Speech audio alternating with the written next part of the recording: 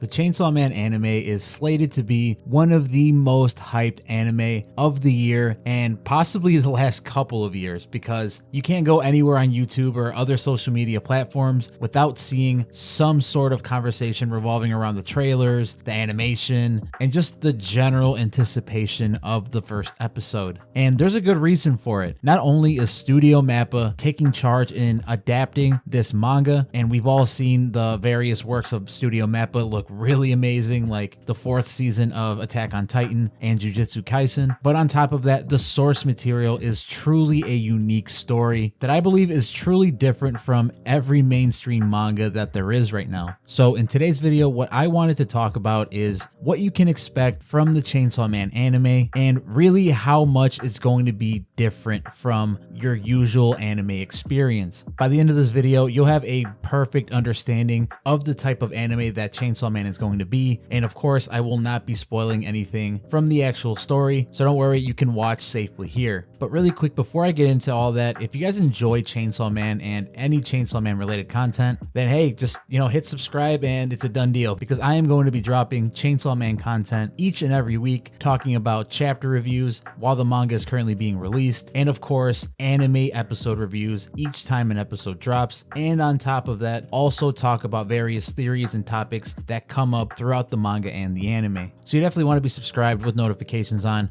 so you can be the first person to know as soon as some new Chainsaw Man information drops. But alright, let's get into talking what to expect from the Chainsaw Man anime. So personally, I feel like there are 3 major things that really set Chainsaw Man apart from any other shonen story at this current time. And the first thing is the pacing. So right from the jump, even in episode 1 and in chapter 1, you notice that everything is moving at breakneck speed and you're getting new information, new developments, and seemingly developments that don't have any major buildup one after another. Now, for some of you, this may seem as some sort of detriment to the story, but in my opinion, I think it's quite the opposite. With the type of story that Chainsaw Man is, I think that this quick, hard-hitting pace is something that really adds to the just straight up insanity of the story itself and of everything that goes on throughout the manga and that will be going on throughout the anime. Some of the sequences in this story are honestly like some sort of fever dream that you just can't wake up from as you're hit with a new development or a new fighting sequence or a new conversation one after another, and it never seems to slow down. Now, for those of you that have read the manga from beginning to end and are currently reading part 2 of the manga, we know that the pacing starts to kind of slow down as the story goes along. This is probably a testament to Fujimoto's development as a writer and a storyteller. And honestly, with a slower pace or a faster pace, he manages to tell a very wonderful and engaging story with either writing style. So make sure that you're paying attention, and if you decide to go on a bathroom break, make sure to pause the episode, because if you leave for even a couple seconds, you are sure to miss something very important. Now, the second thing that really sets this anime and manga apart from all the others is the humor and the dialogue between characters. You're gonna know right from the jump that Chainsaw Man has a very particular type of humor. I guess I can say a more vulgar type of humor that you're not really used to in regular shonen stories, especially from the main protagonist out of all people. This also might be a negative for a lot of people, but again, in my opinion, with the way this story is told and kind of the pre-built circumstances around certain characters, I think Fujimoto crafts these conversations and these humorous moments in a really good way that kind of suits the character or the moment itself. Look, some of you just may straight up not get along with the type of humor that is in this anime or manga, but that is totally fine. I mean, humor is a subjective thing. There are certain things that you might find funny that others don't find funny at all. But the point of this is to kind of find the purpose within that humor, kind of the purpose within what's seemingly a very childish and vulgar joke or sequence.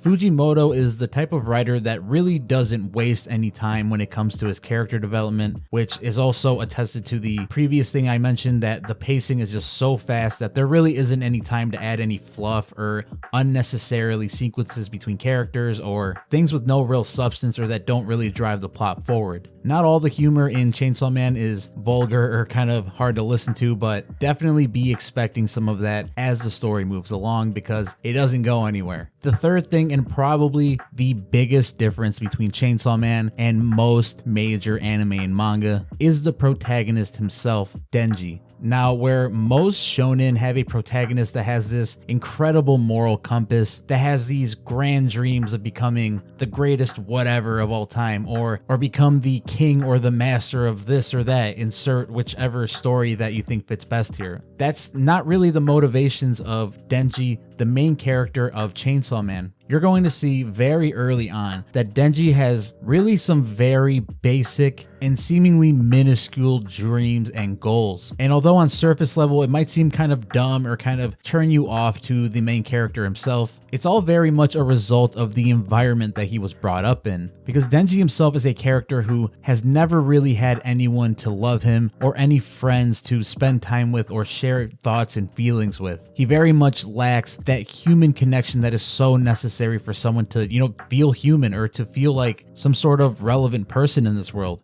And on top of that, he lacks the very basic things that we all need as humans, such as a safe home, health, and food. You're going to learn that Denji is a character who very much is motivated by these basic things because it's something that he's never had himself. Whereas where a lot of protagonists kind of already have this stuff filled out for them, they have loved ones, or they can at least eat a good meal every day, and they kind of step up to these grander goals and huge ambitions. Denji is still very much in the basement, still trying to get the very basic necessities that every human being needs. And really, seeing as how he's a teenager, 16 years old actually, you can kind of argue that he is just like any other 16-year-old kid and just wants the basic things like friends, people that love him, and a girlfriend. And of course, this is all masterfully put together by Fujimoto, in my opinion, as the story goes along. So I have no doubt that you will be falling in love with this character, despite how you feel about his motivations or his personality, because as the story goes along, Denji has a real character arc